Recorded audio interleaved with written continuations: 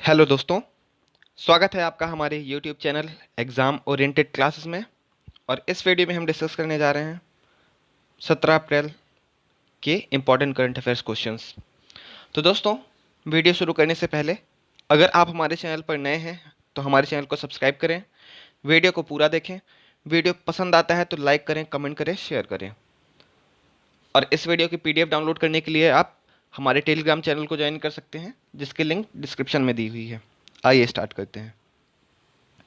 तो पहला प्रश्न है, हाल ही में किसे पेटीएम जनरल इंश्योरेंस लिमिटेड के नए एमडी और सीईओ के रूप में नियुक्त किया गया है?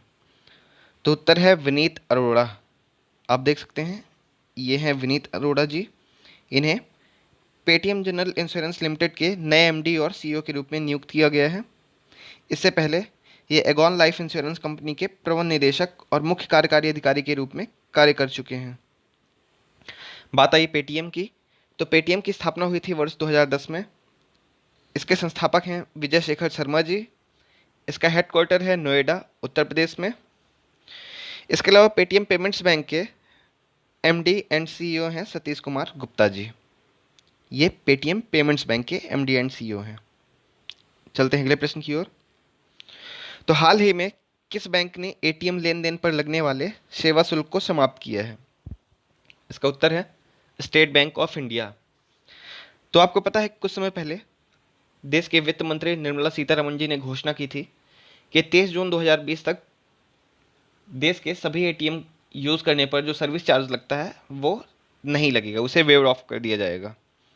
तो इसी के तहत भारतीय स्टेट बैंक ने घोषणा की है कि वह एसबीआई एटीएम पर किए गए सभी लेन देन पर लगने वाले बैंक सेवा शुल्क को माफ़ कर देगा। यह निर्णय 30 जून 2020 तक लेन देन की फ्री सीमा से ज़्यादा होने पर भी अन्य बैंक एटीएम पर लागू किया जाएगा। बात आई एसबीआई की, तो एसबीआई की स्थापना हुई थी 1 जुलाई 1955 को। इसका हेडक्वार्टर है मुंबई में और वर्तमान अध्यक्ष हैं रजनीश कुमार जी। चलते हैं अगले प्रश्न की ओर। तो हाल ही में यूनेस्को की विश्व धरोहर समिति की बैठक स्थगित हुई है। इसे किस देश में आयोजित किया जाना था? तो इसका उत्तर है चीन। यूनेस्को की विश्व धरोहर समिति का 44वां सत्र स्थगित कर दिया गया है। इस सत्र को चीन की सरकार द्वारा 29 जून से 9 जुलाई 2020 तक पूर्वी चीन के फुजियान प्रांत में आयोजित किया जाना था। बात आई चीन की, तो चीन की राजधानी है बीजिंग, मुद्रा है युआन, राष्ट्रपति हैं सी जिनपिंग जी। और इसके अलावा यूनेस्को की भी बात आई है, तो यूनेस्को का फुल फॉर्म है United Nations Educational Scientific and Cultural Organization. UNESCO का हेडक्वार्टर है पेरिस, फ्रांस में। और इसके महानिदेशक हैं या प्रमुख हैं ऑड्रे अजोले जी। चलते हैं अगले प्रश्न की ओर। हाल ही में केयर रेटिंग्स के प्रबंध निदेशक एवं मुख्य कार्यकारी अधिकारी के रूप में किसे नियुक्त किया गया है? तो इसका उत्तर है अजय महाजन। आप देख सकते हैं, ये हैं अजय महाजन जी। इन्हें केयर रेटिंग्स के एमडी एंड सीईओ के रूप में नियुक्त किया गया है। अब ये केयर रेटिंग है क्या? तो ये क्रेडिट रेटिंग एजेंसी है जिसकी स्थापना 1993 में हुई थी और हेडक्वार्टर इसका मुंबई, महाराष्ट्र में है।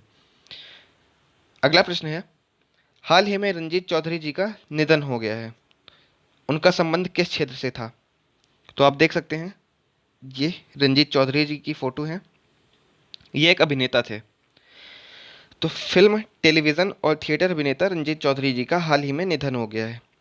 इनके कुछ प्रसिद्ध नाटक या फिल्म थी बातों बातों में, मिसिसिपी मसाला, खूबसूरत। और इन्होंने खट्टा मीठा के साथ डेब्यू किया था अपना। इन्होंने हॉलीवुड में भी भूमिका निभाई थी। चलते हैं अगले प्रश्न की ओर। हाल ही में किस कंपनी को सामाजिक नवाचार के लिए एडिसन पुरस्कार प्राप्त हुआ है? तो उत्तर है टाटा पावर। हाल ही में टाटा पावर को सामाजिक नवाचार के लिए एडिसन पुरस्कार प्राप्त हुआ है। यह पुरस्कार इस कंपनी ने अपने club energy switch off to switch on campaign के लिए जीता है। आपको पता हो कि टाटा पावर भारत की सबसे बड़ी एकीकृत बिजली कंपनी है और इसकी कुल क्षमता 10,763 मेगावाट है। टाटा पावर के सीईओ हैं प्रवीर सिन्हा जी और इसका हेडक्वार्टर है मुंबई, महाराष्ट्र। बात आई एडिसन अवार्ड की, तो इस पुरस्कार की शुरुआत 1987 में थॉमस अल्वा एडिसन की स्मृति में की गई थी। आपको पता होगा कि थॉमस अल्वा एडिसन जी ने ही विद्युत बल्ब का आविष्कार किया था। चलते हैं अगले प्रश्न की ओर। अगला प्रश्न है, नवंबर 2020 में एशियाई मुक्केबाजी चैंपियनशिप की मेजबानी कौन सा देश करेगा? तो उत्तर है भारत। तो इस साल नवंबर दिसंबर में पुरुषों और महिलाओं की एशियाई मुक्केबाजी चैंपियनशिप की मेजबानी भारत करेगा। इससे पहले भारत ने 1980 में मुंबई में पुरुषों की एशियाई मुक्केबाजी चैंपियनशिप की मेजबानी की थी और वर्ष 2003 में हिसार में महिलाओं के एशियाई मुक्केबाजी चैंपियनशिप की मेजबानी की थी। वर्तमान में बॉक्सिंग फेडरेशन ऑफ इंडिया के अध्यक्ष हैं अजय सिंह जी और इसका मुख्यालय है दिल्ली में। अगला प्रश्न है, हाल ही में पूर्व आइस हॉकी प्लेयर रोजर चैपोर्ट का निधन हो गया है, उनका संबंध किस देश से था? तो उत्तर है स्विट्जरलैंड। आप देख सकते हैं ये रोजर चैपोर्ट जी की फ़ोटो है, ये स्विट्जरलैंड के पूर्व आइस हॉकी खिलाड़ी थे। अब बात आई स्विट्जरलैंड की, तो स्विट्जरलैंड की दो राजधानियां हैं, प्रशासनिक राजधानी है बर्न और न्यायिक राजधानी है लुसाने। अगर एग्जाम में कभी डायरेक्ट पूछा गया कि स्विट्जरलैंड की राजधानी क्या है तो आपको बर्न पे टिक करना होगा। अब स्विट्जरलैंड की मैं आपको लोकेशन भी दिखा देता हूँ। छोटा सा देश है पर काफ़ी समृद्धशाली है। आप देखेंगे मैप में ये ऑरेंज कलर से डिनोटेड स्विट्जरलैंड। इसके ये एक लैंडलॉक कंट्री है, यानी पूर्णतः भूआवेशित कंट्री है।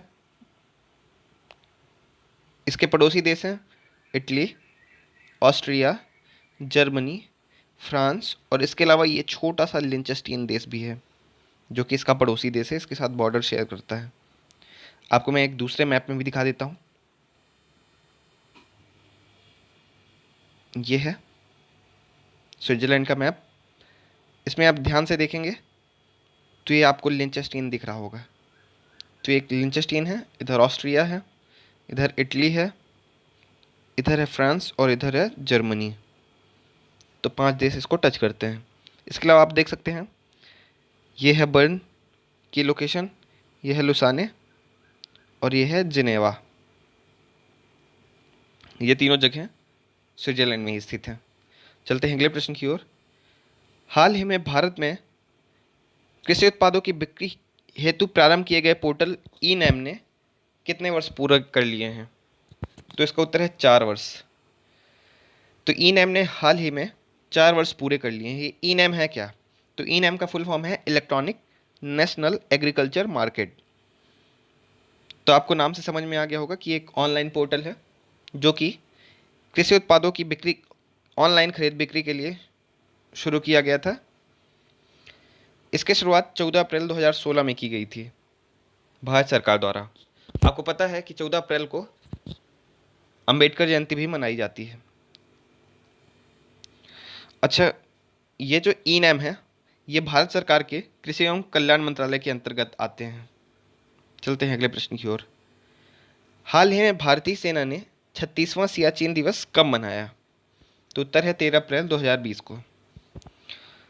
तो हर वर्ष 13 अप्रैल को भारतीय सेना सियाचिन दिवस मनाती है।